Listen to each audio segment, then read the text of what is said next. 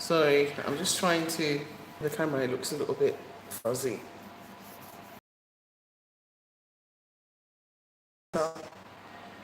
Okay, hello, see me and hear me, and if everything's clear, I'm okay. So a few minutes late, which I apologise for. Today's Thursday, the 11th of January. Thank you for joining me. Let me just put the comments on so I can see as well. Live message. And talk show. Well, thanks. Good to see you. Thanks. Let's have a look. That's Mohammed Jabi. Yes, thank you. Thank you so much for asking. Sorry about that. Sometimes the internet can be a little bit unpredictable, to say the least. So anyway, how are you? Welcome to BlaXit for everybody that's here. Welcome to BlaXit channel. BlaXit is dedicated to repatriation, your relocation, your mind emancipation back to your nation. Welcome, welcome, welcome, welcome to BlaXit. I'm your host. My Gambian name is Nyancho Kajabi. My English name is Juliet. So welcome. The backstory behind BlaXit is that we decided to leave England and repatriate back to Africa, and we're in Gambia. So I want to say hi to everyone that's just messaging me. Thank you so much. And we left England. Many people know our story, but if you don't, we lived there as a family. I had experienced a lot of racism and discrimination as a child and as a teenager and as an adult, and I just didn't feel like I belonged there. I didn't feel like we were being treated with the dignity, respect and honour that we deserved, and I didn't particularly feel that. I did feel that yes, there were opportunities. I did feel that yes, you know, there was more opportunities for others than for us, and I did feel that we were targeted more than any other group in terms of the criminal justice system, and I did feel that we were treated unfairly in many of the institutions, and that there was institutional racism. And so the first time I came to Africa, I was about 22, and loved it, absolutely loved it. Wondered, like, why are all these lies about Africa being like permeated, constantly permeated? I mean, about, you know, the motherland. It's not as bad as like the way that they described it. So I'm glad you're good, Mohammed. Hi Willie Rivers. Give me a call. Nice to see you there. Thank you, and the family as well. So yeah, I basically got really fed up and sick and tired, and then I saw the cycle repeating with my own family, with my own children, and the racism and discrimination repeating with my children and my own family. So it became a problem for me, and I really didn't want it to repeat itself. Once I saw it begin to repeat itself, there was a very well-known coverage of some of the things that actually happened to my children, that while we were in England, that was covered quite extensively in the media at the time, and it was a very troubling time for me and my family, and things were changing radically there, and I didn't feel that it was the right place for us to have our children. Thank you so much, Mohammed. Yeah, thank you. And so, you know, we started to make plans to change the narrative and to come away from there. And in 2011, we visited the Gambia for the first time and fell in love with the Gambia. And I decided that there's no way I'm going to, you know, stay in England for the rest of my life. Hey, Fiona Jallo, hi, how are you? And so I didn't want to stay there. I didn't want to keep, you know, paying this man all my taxes, paying all my money, you know, feeling as though I was enslaved to mortgages, feeling enslaved to the system, feeling that I didn't have freedom of expression. And also, there was a lot of mixed agendas going on with children in school, around sexuality, around gender. And it didn't fit my agenda, it didn't fit my MO that I wanted for my child personally. Everybody has a choice, but for me, I didn't agree with the way in which they were like forcing their agenda down our children's throats. You know, thank you so much, Princess Hassana, I think I saw. Yes, thank you so much. I didn't like the way that they were forcing, you know, this agenda, you know, about boys wearing skirts and, you know, being attracted to the same sex, it being normal. And I'm very much into nature. And so therefore, for me, I just wanted to follow the natural mystic, the natural way of life. And that for me meant, you know, I didn't agree with some of the obscenity that they were promoting, and especially promoting to our children at such a young age. It wasn't for me. So, like, anyway, should get into the theme of today's program, Juliet's yapping as usual. And I might visit Gambia sometime this year, God willing. Oh, please do come and let me know when you're coming, okay? info@BlaXitHome.com if you want to email me and share your plans. If you're looking for repatriation lands, you can also email me because we have a discount until the 21st of January, and they are heavily discounted compared to the normal prices of land. So you're looking at huge discounts. And so please do get them in time. And last week I was going to give away a surprise to the first person that paid me a surprise donation via PayPal. But unfortunately, I'm very sad to say I didn't receive one. I was actually giving away a parcel of land. It was a gift from me, but it was one of my lands actually. I just felt generous last week and I wanted to give away a piece of land. And I said the first person to actually make a donation, the highest donation to me via PayPal would get the land, but no one did, so I kept it. So I guess it wasn't meant to be. Yeah. You'll get used to nice surprises from me, and I have another giveaway, but it's not on that piece of land this week. So if you'd like to make a donation to us via PayPal, which is, I'll put the information in the description below this video, it'll be bobcollective@yahoo.com. And we'll do a competition, but this won't be a piece of land. That was last week. I'll try and keep doing it throughout the year spontaneously. And remember, BlaXit messengers, those people that fulfill it, remember that we agreed to pay one person's airfare. So that also, if you miss the boat, you miss the boat. So, you know, it's up to you. So we're very generous here on BlaXit. So, but the offers are only open for a certain period of time, and if you miss the opportunity, you miss the opportunity.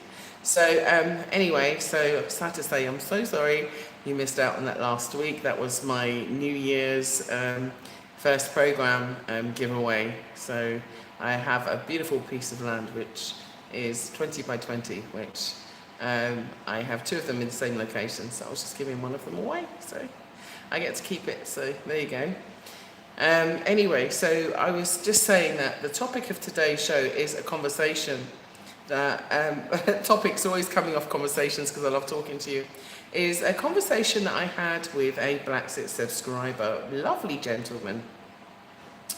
And we had a debate, and he said to me if I could show him give him 100 reasons why, you know, he should come back to Africa, then he would come back. I'm probably blinking a lot because I actually put pepper in my eye this morning and it's been burning me all day. So, you know. Anyway, so yeah, so I could give him 100 reasons, yeah, to come back. So I said, okay, I'm going to put it out to BlaXit Family, and share this topic with you. In terms of finding those 100 reasons, and it wasn't even hard. Like, you know, like, crazy thing is, the first thing that popped up into my mind is that there's no nuclear missile sites. Don't ask me why. Don't ask me why. I guess self-preservation comes into this, but the first thing that came to mind was that there's no, I don't feel in fear of nuclear or, missile attack here in the Gambia. So I guess that's like reason number one, which is safety. I feel safer. So I guess that covers more than one thing, because I could talk about safety and go into so many different areas of safety. Food security, safety. I feel more food secure actually here than I did there. Because why? Because we have more control over the food that we eat, in terms of the processing, the agriculture, and so on. Because I felt very dependent. I used to get my food in a box which was delivered by an organic farm to my home, because I wanted to eat organically. But it was just like most people, oh, thank you so much. Pan African gave me a super chat sticker. Thank you, donation. I so appreciate you. Thank you so much. So, yes, thank you. I don't know how to quite put it on the screen. Ah, there it is again. So, Pan Afro-Can, thank you so much. And you know what? I will talk about that afterwards. It's been slow, Fiona. Slow, Let's hope that it improves. I'm gonna give a call probably a bit later, and then I'll give an update on next week's show, yeah? Because I've been really busy, but I will find out. But I know that it's been slow, but I don't want to share too much information online regarding people's personal information. So that's the reason why. But it's slow, but it's I'm sure that he'll be better soon. So we do send our love and healing energy out to him, and wish him 100% better as soon as possible. So I want to say thank you so much to everybody that sends their loving care and wishes to him as well. And so, yeah, like I said, it's slow, and I wish it was quicker than what it is, but that's just how it is at the moment. And sometimes communication is also challenging. So thank you so much, Majestic Destiny. Thank you for the work. Thank you, Princess Messiah. Beautiful beaches. Yes. Fiona Jello asked how Katie's recovery is going, and like I said, he's getting there. He's getting there. So I will try and give you a full update concerning that. I need to ask his permission actually to find out what he wants me to say. So I will ask him. Greetings, Steve. I will ask him what I can share, okay? And then I'll give you an update. So I want to say thank you to Maria as well for the donation. I did send that across. So Maria P, it's nice to connect with you. It would be really nice to speak to you soon as well. So anyway, like I was saying, so it was like, give me 100 reasons. And so food security, in terms of that, here you kind of grow what you eat and eat what you grow, and there's a lot of agriculture locally. Every village has its own village market, in the same way you have your own sort of, supermarket. So that's Steve Addo, greetings from New Jersey. Yes, we do wish him a speedy recovery, and so much love to him as well. So yes, I will definitely ask him if I can give you an update, because I don't want to speak anyone's personal business online without having their full permission. So I will do that, okay? And Junior Gill, greetings. It's been a long time. You're a long time subscriber from the beginnings. Yes. So like I was saying, so that was two of the things, because you're very much controlled. I remember when they did a ban on people collecting rainwater, which I thought was completely ridiculous, in America, and also trying to stop people from growing their own food, their own herbs, growing their own tinctures and medicines. It's too restrictive. So that's another reason. How many reasons? Can someone help me count? I should really, I've got a pencil here. I could maybe create, oh, it's not even sharpened. Look at that. I should maybe create a tally chart or something. If someone can help me with the reasons, because I'd like to briefly at least cover 25 on today's program, maybe 25 on the next program, because if not, we'd be here for a very long time if I was to do 100. So let's see if we can cover 25. So I'd like you to also contribute some reasons why you think that people should BlaXit back to Africa. So there was those reasons. So the security issues for me was very, very important. I also feel much, much safer here, just in general, in terms of criminality, in terms of racism. I don't feel that unsafe as I did in England, and I'm not being called the N-word as I'm walking out of Marks and Spencer's or anything. So in that sense, it's a different feeling. I don't have that fear. So I guess another word is less fear. Another reason is because I don't feel so scared. I feel more secure in that sense, mentally and psychologically. And being around my own people as well, it gives me a feeling of comfort. I don't know how many reasons we've got to, but we'll get to about 25. I'll roughly just add it up in my head. And so the other thing, the reason why is because of financial reasons. For financial reasons, obviously, Africa is a very affordable place to live, obviously depending on where you live and where you choose to live and what you choose to build. If you build a huge, huge mansion, you can still do it for a fraction of the price of what you would spend in America or England. And plus you can get land. Land is so important because land is your freedom, land is your legacy. When I was growing up, my nan used to say to me, you know, property is your number one investment.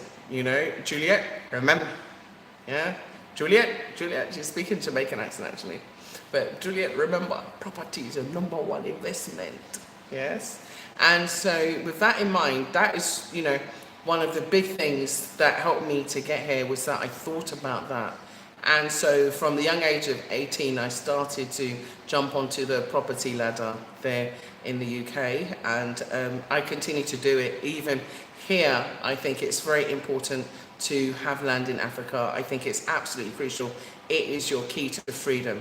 It absolutely, and it is a prime investment. You can't do without land, and it's not like it's never going to run out. It's not like it's infinite. Okay, so I think it's a great investment. So that's why I encourage it. And that's, you know, although, like I said, different countries, different systems, different schemes, and it can be tricky, you know, and but there are people to help you meander it through. I have a great lawyer who helps me a lot as well, Mr. Mbodge. He helps me a lot to go through all of the various land laws and so on. So he does help me a lot. So we are able to get assistance. I'm going to say hello to some people in the chat, Sina Jello, also to Africon as well, who gave us the lovely donation. Thank you so much. So I think that's very important. I think also seeing role models is also really important. Role models, when your children see role models like the bank manager's black, his teacher's black, headmaster's black, teachers are black, you know, African. And Fiona. Oh, actually, that's gone to the High Court. It's gone to the High Court, and actually it's with the sheriff for recovery, so I should be getting it back. Thank you for asking. It's gone to the sheriff. It was actually thrown out of the magistrate's court, and now it's in the High Court.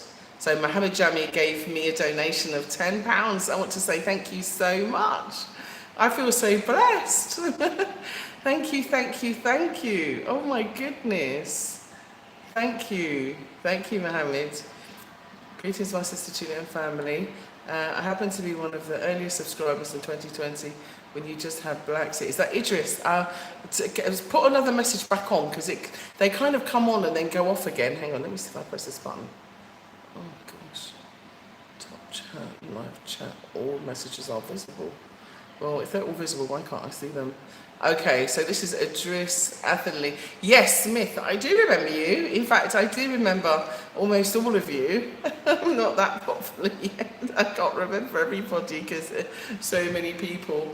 Woden Meyer, actually, you know, he's great at that. He's got so many numbers and he's still great at that. He still even remembers who I am and things like that. So he's quite amazing. So that was some of the reasons. The other reasons I think for coming back stem from very deep psychological issues. And one of them is not wanting to live with my oppressor.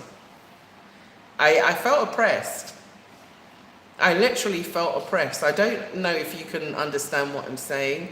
And if you can you give me some more thumbs up, please? I would appreciate it. And if you know what I mean by oppressed, have you ever woken up in the morning and felt like you was literally like being held down or being like sort of like you run out of air and you just felt so heavy that you couldn't wake up? You just didn't want to face another day in that place. Have you ever felt that?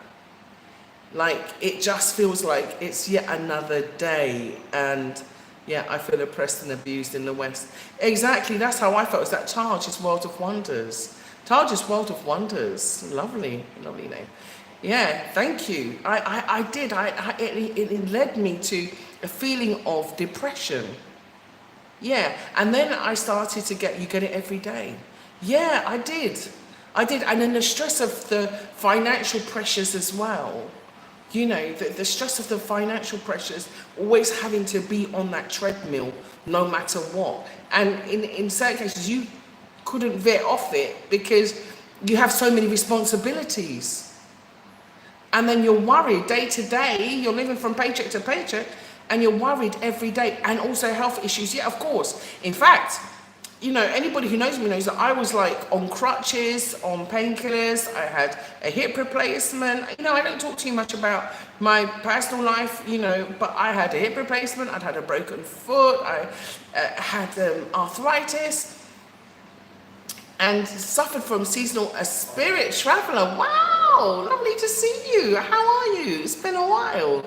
Yeah, and Princess Adassa, thank you so much. Yeah, and I started to have those kinds of like issues, and you know, simply like boiling avocado leaves. I know it sounds really ridiculous, yeah, and I had asthma too, but simply by boiling avocado leaves, you know, I've got a big avocado tree in my garden, and pawpaw leaves as well. But those simple little remedies, I know it sounds ridiculous, but just by having them, your life changes. You know, your life changes. So great to see you. Oh, yeah, I'll see you soon, hon. So your life changes. And so being able to have those natural remedies. Okay, my cupboard is full of different painkillers and when I was in Africa. Wow, you see what I'm saying?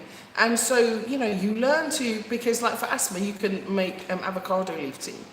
Yeah, if you do have asthma. I'm not sort of... You have to be so careful on YouTube nowadays, peeps. You know, policy's always changing. You're saying you're advertising remedies when you're not. I'm just saying that I know that it works for me. So avocado tea leaves works for me in terms of reducing my asthma, okay? So I'm saying that those things become available to you. So you're in better health because you can grow them outside. Yeah, and also you don't feel so like pinned down because the environment, the regime is different. The regime is very, very different here. For example, I used to, every time I was driving, I used to get like palpitations, like coming up to traffic lights or speed cameras. I know it's silly. But yeah, I've also got breathlessness due to anxiety and stress. Yes, yes, you will. And that's why when you live here, you reduce that anxiety. And when you reduce that anxiety, it gives you a whole different feeling, a different way of living. And the sun helps. You know, seasonal adjustment disorder, a lot of us have, sometimes when we're in the West, we don't get much sun. You can have, love to travel with Wave. Yeah, everybody go, love to travel with Wave. So, trouble place, to be honest. Yeah, it is. And Happy New Year to you, my love. Yeah, it is. And so these are some of the anxieties that I used to have. And then I used to get palpitations with police. I had very bad experience at a young age with police, and it gave me like, um, I don't know. You know, they say trauma, you get traumatic scarring. I think I got trauma. I think I got traumatized. And so when I used to see police, I used to get anxiety. I don't know if anybody feels the same. I know you're out there and you're listening, but you know, do share with me if you do, if you've ever felt the same kind of, I don't like, just a quickening of your breath or your heartbeat starts to increase, even though you know you've done nothing wrong. Just the thought of seeing them, even at carnival, I used to get nervous. Even I'm raving and then dancing and looking at the road and I'm still thinking, you know, and I've done nothing wrong. I was totally, you know, a law-abiding citizen, but still, I still used to feel as though they were going to try and find some reason to try and take me in for something. And in fact, you know, I shouldn't say this.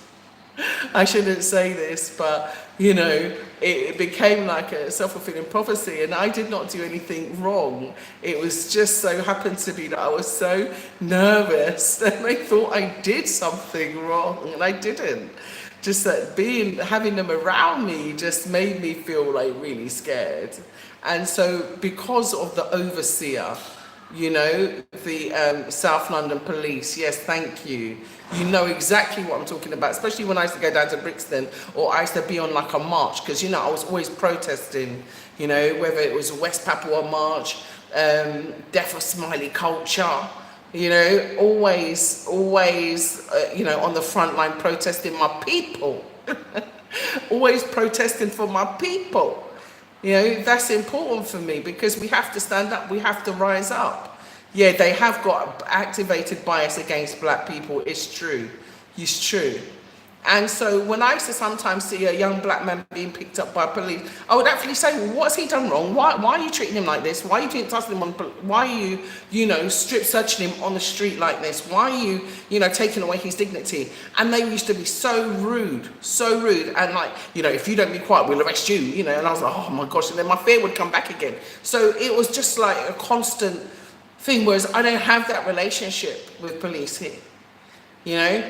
In fact, it's different. Any issues that I have, I will deal with them happily. I have no issues. But in England, I'm not dealing with any issues there happily. I'm scared. I'm not going to lie. Because there's just something, it's like, I don't know if it's a smell. Do you understand what I'm saying?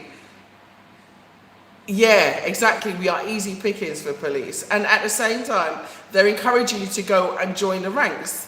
And I remember a long time ago, I went out for a meal with somebody, and he was a policeman and he was black. And I asked him about his personal experience.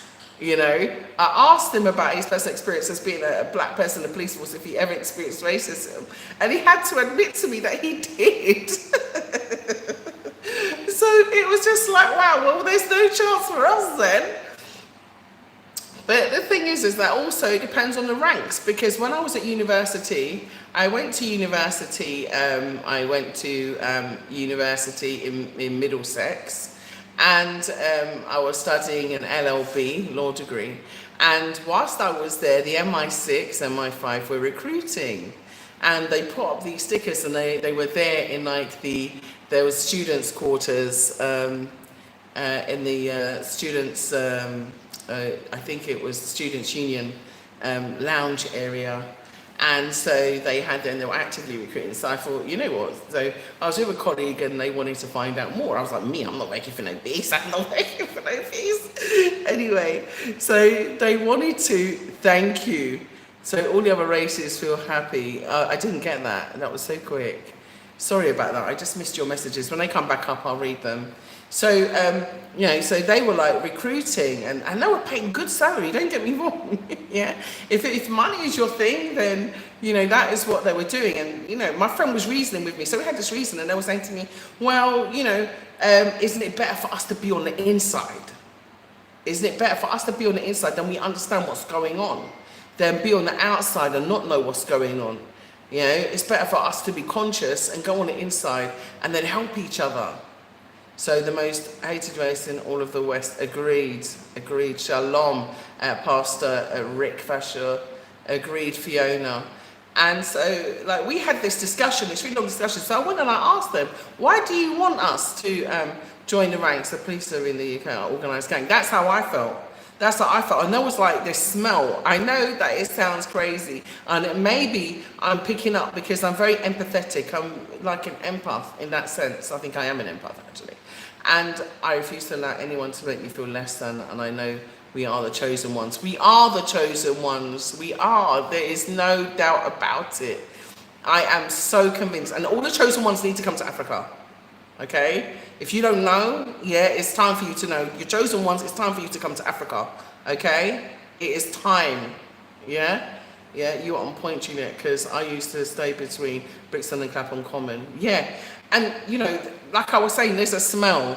I don't know if they manufacture this, like, smell, but it's a smell that, like, I don't know, hits your pheromones or something, but makes you feel fear. I don't know what it is. Yeah. Oh, hurry up, Pastor, and come. Yeah. Yeah, hurry up and come, Pastor. So, yeah, there was like this energy that they carry. I can't describe it. It doesn't matter how nice it is. Every police station you go to has the same smell. And when you're around them, they have this smell. And I'm not saying it's like a pungent smell, but it's like a smell that puts you on guard. You know? Anyway, that's another story for another day. But I was just saying that this is one of the things that I don't have here. So that's another reason to come, because I don't think it's fair for us to live in fear. Hey, you got lyrics. I don't think it's fair for us to live in fear. And I don't think that we should have to. I don't think that's our modus operandi. I don't think that that should be, you know, our way of living, because that alone is stress, that alone is anxiety, that alone, you know that when you are targeted, if you are targeted, or if one of your family members are targeted, or one of your friends are going to be targeted, you also know that you're probably not going to get a fair deal in the justice system either. And that's another thing. That's another thing, is the inequality and the inequity. These are things that concern me, and these are some of the reasons. I don't know if I've got to 25 yet. I'm probably babbling on, but also freedom of expression. I didn't feel free to express myself fully. That I had a voice that I could use and use to express myself. I'm just trying to get rid of a call. Yeah, I didn't feel that I could use my voice fully without fear. She says, waving a pencil around, sorry about that. Yeah, I didn't feel like I could fully express myself. And especially if I was not pro the pink agenda or the rainbow agenda, I didn't feel that I could freely express myself. If you understand what I'm saying, I mean, come into the comments and tell me if you get where I'm coming from. Whereas here, I don't feel as though I even need to, and I don't feel fear if I do. You see, I don't feel fear if I do. One, because it's illegal here anyway, you know, and so I feel differently. I feel differently about it. And it's not to say I'm going to judge anyone. I'm just saying that it's about my own personal preference. And that's my own personal preference, and for my children to be in that environment. I think that's so important. For me, that's crucial. And so I didn't feel that I could speak out about so many things. I remember when I was on a protest, and I always go this extra mile, and I had to go. I wanted to go. I was on the Free West Papua campaign, and I was on a protest outside the Indonesian embassy. And, we were protesting for them to leave West Papua. As you know, West Papuans left Africa probably about 75,000 years ago. And I think that's what they said in their history a long time ago. And West Papuans are now have their indigene in West Papua. But as you know, it was invaded and overtaken, and they have been colonized by Indonesia. Before that, it was the Dutch and the English. And they're still fighting fighting for their independence and to have their right for self-determination, but they have been under a genocide, and over 500,000 people have been killed, including women and children. And so I always highlight that, and I've always been fighting for that campaign. Thank you for Juliet taking the time to address these issues.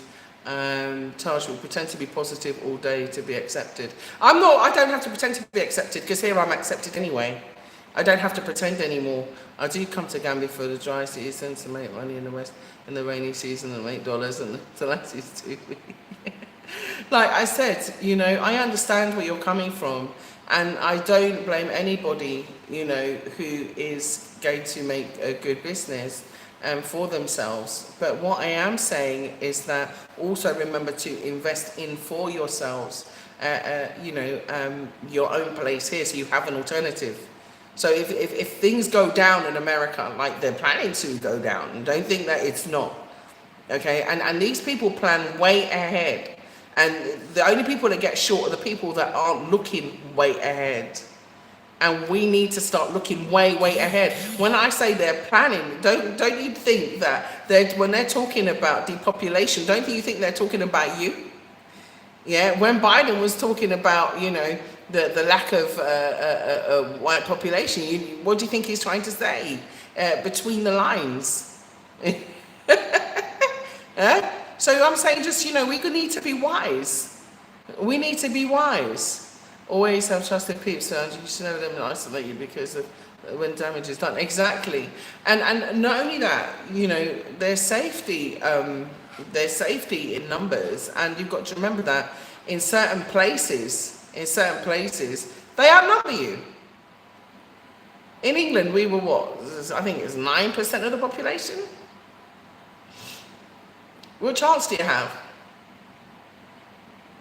You know, what chance do you have? So, you know, now they've started all these, if you look, people are getting chucked out of the country. So how safe do you feel? You know, they're having these deportations. Yeah, deporting people, what, for committing a crime? Have you seen this? Have you seen this trend? I don't know if it's just me, but are you seeing this trend of the deportation? Have you seen the way in which they're changing it? So they're making sure that they're having immigration laws to restrict our entry. Have you not been seeing this? So we need to know where our home is at, the same way everybody else knows where their home is at. Yeah, Indians know where their home is at. They say, okay, you don't like me here, I go back to India, bye-bye. You don't like me here, I'm Chinese, I'm going back to China. You know, you don't like me here, I'm going back to Africa. Okay, see you later. And, you know, never be ashamed, because Africa, there are even areas in Africa that pale in comparison, you know, and put some areas in Europe to shame. To shame. So don't ever let them just give you this idea that it's all sand dunes, okay? Don't ever let them tell you it's just pyramids, okay? It's not, yeah? Okay, thank you, Han. Have a nice day. Thank you, Mohammed, so much for the donation as well. Thank you so much, I will. The West is collapsing and they're putting all, I missed that comment, so hopefully it will come back up again. There's so much, there's so many reasons. They said 100, and I think I could probably go on to 1,000, probably if I had time. Yeah, but just in just this conversation alone, the fact that there's not, you know, nuclear power plants, like when I was younger, Chernobyl exploded. I'm showing you my age now. Chernobyl, the power plant exploded, and that really impacted me. And if you lived in that time, during that era, the West is collapsing and they're putting all these new policies in place to further deny people's civil liberties. I have land and I have started to build. Well done. I didn't see your name there, so hopefully that comment will come back up. So, yeah, they are taking away your civil liberties. You're not granting you more, they're taking them away. And I think that, listen, we need to learn from the last pandemic. We need to learn, because transport was restricted, movement was restricted, who you couldn't even go to a wedding. Come on now. You couldn't even rave. I mean, I'm hearing about these silent rave where people have masks and headphones on, and I'm just like, I'm so sorry. And like we were just living life as normal. It was just like really bizarre. It was like living in another dimension, like a parallel dimension. Like you had all these people doing all this there, and like we were here like living in countries. That's why I have to thank Magafuli and Magafuli, and you know, may he rest with his ancestors in great power. And you know what he said about what was going on there, because he spoke the truth. And no doubt, you know how they do. When you do speak the truth, you do seem to make a very quick exit from this place. So, you know, or you're exited, let's say that.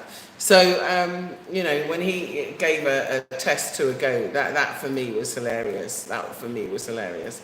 And I think for many people, but what it showed you is the level of control that they can have in your life. So I was so happy to be here during that time. I was so happy to be here. And people were just taking natural things and drinking ginger. And there wasn't, you know, the huge amount of cases as they recorded in Europe. So I was wondering, you know, what's the difference? You know, I have had land and started building and got called super, which is frustrating. Yeah, absolutely, absolutely. You know, there's a lot of education that needs to go on, which is another reason why we have to come. You see, so I'm going to wind this program up soon. But another reason why we need to come is because we need to share information. There needs to be an information transfer between us. And the more of us come, the more people understand our history, the more people will understand. And also, I want to share with you about Chibab as well. It's used indigenously and widely to refer to people that aren't original from the land. So tourists, okay? It is used for tourists as well, so don't feel too badly about it. I love that Dan's got to work from home and didn't have to work from an office. And that's another thing. When you're working there and you have to go into an office full of people that you really don't want to see, you really don't want to face, people that you really don't like. I remember once when I was new and I went to start an office and they made me a cup of tea. And the teacup looked as though it hadn't been washed in 5 years. It had rings, brown rings in it, and they're like, oh, so you're the new girl? I was like, yes, I am. And he said, well, yeah, you have a cup of tea. And that's why I was being set up for them to make me drink the tea. And I was just like, oh, thank you so much. And I put the tea down. He goes, I was like, no, you're not thirsty? I was like, oh no, I had something to drink before I left, but thank you. It was a very kind gesture. And I just thought to myself, I brought in my own cup. I brought in my own cup from, you know, that moment on. I used to drink out of that cup. It smelled disgusting. And it just became a time where the office became infected with fleas. And it was just, there was a lot of incidents that happened at work. And, you know, because obviously some people, they sleep with their dogs in their bed, sorry. before I get complaints. They sleep with their dogs in their bed and their dogs in their clothes and so on, and brought fleas into the office, and the office became, well, some of them do sleep with their dogs, that's the truth. And the office became infected with fleas. And so they had to fumigate the office in order for us to go. And it was just like, I was in an environment where I was working, but I knew that I wasn't liked. And, you know, everybody was speaking at a whisper. And you can't be yourself, and you can't express yourself. You can't be yourself. And that's what it is. That's another reason. I didn't feel that I could be myself until I got home and I walked through the door. You know? Even when I was playing my reggae music and driving, like I said, I always used to not play my music too loud, just in case there's, you know, a beast. So it was like that, you know? So I think there's so many reasons. I could go on and on and on and on. But, you know, for the person that asked me, I just made this program and maybe some more if you'd like. Yeah, even though you were born there. Yeah, even though I was born there, because remember, even though I was born there from a very young age, we faced terrible racism. You know, we had a terribly racist neighbor, right? And she's dead now, so I can say her name, Mrs. Fox. She was evil. Mrs. Fox was evil. And we lived in Forest Gate, and she used to have a little dog, and she used to throw the dog poo over the garden, into our garden when we were playing. And one time one hit me in my head. And you know, these things traumatize you. I know it sounds silly, yeah, but they do. They do. And the only reason why is because she didn't like us. She used to call us the N-word through the fence. You know, you little N-words. And so, you know, this affects you. Whether you like it or whether you don't like it, it affects you. You know, as a child, you're wondering, why is this happening to me? You know, and I didn't really know what N-word was until like later on. But, you know, still, these things traumatize you. But anyway, let me... Yeah, I agree. I agree. Tash says that England's a horrible place to live and they are very hostile. I felt so. I felt so. I had, you know, some good experiences and I had some very bad experiences. But jungle bunnies. You know what? Who said that? Junior Gill. It's true. It's true. I was called that. I was called that. Yeah. And gollywog and all the rest of it. So, but yeah, it was very, very hostile. I remember when they had the Queen's Jubilee and we went there and no one wanted to give us a seat. So it was just like, I just wanted to collect my coin and what have you and just grab some bits and go. But yeah, and chips. I miss chips. Yeah, I miss fish and chips. So that's what I do miss most about England is the fish and chips. Anyone ask me, that's the truth. Especially with the onion vinegar, okay?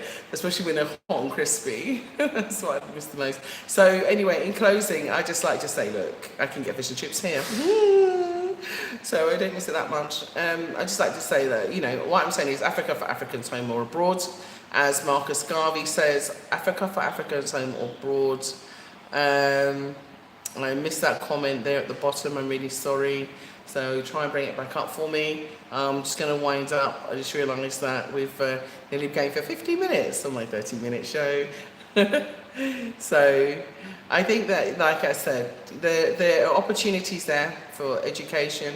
I think that there are opportunities there for you to, you know, maybe establish a business. But what I am saying is that even if you establish a business or you get your education there, reinvest that money back into Africa and try and also have an alternative home back in Africa. I had such a wonderful experience this week. I went to Gunjur to show someone their land and they were so happy with it. They were so in love with the environment and the area and the rivers and the beach, and it made my absolute day being with this beautiful couple. And so I just like to say that these are the things that, you know, show me that what I'm doing is worthwhile, and what I'm doing is also, you know, enabling us and helping us to have a better future. So being a repatriationist, being a specialist in repatriation, that is, you know, what I love to do and what I want to do, you know, and want to continue delivering this service to you as long as I can, and definitely want to use this year as a pivotal year to have more conversations. So I'm going to try and start having more lives, try and see if I can have them, you know, every other day or something, to connect with you, to help you, guide you through the process of overcoming your fears of leaving, you know, finding ways to finance your way here, and also to obviously find your business here, establish a business here, develop your ideas, and you know, to work with others to fulfill your dreams. So ultimately that's what I'd like to do. So yeah, so I've just given you a few reasons, and I know the first one I started scaremongering, I guess that it wasn't intentional, but yeah, the first thing I thought about was nuclear war. I stopped getting into the, oh sorry, hang on. I stopped getting into the VIP area at London Olympics and I took my ticket to head office to be checked. No way! Why? Oh no, sorry, silly question. You're black. Oh my goodness. Send my love, Mr. Jallo. I heard that he's unwell. Okay, I will do. I wasn't aware, I'm sorry. I work from home. Sorry, I've missed some of your... I work from home and I heard some things in the office about racism and tights and shoes and disgusting. Yeah, okay, I'm babbling, aren't I? Please don't let that stress you off, yeah? Look, you're Chinese. Okay, so listen, as always, BlaXit's all about that love vibration, and it's been a lovely program today. So thank you for everybody that helped me to moderate. Thank you, Seth, out there in the background. It's really nice when we don't have people spamming us all the time with lies and conjecture and also slander and libel. Thank you from Germany. I just saw that. So yeah, it's been wonderful talking with you again as usual. Every Thursday, 8 o'clock. I'm going to try and increase it, like I said, because I feel that we need to start increasing the momentum. We need to start increasing the momentum.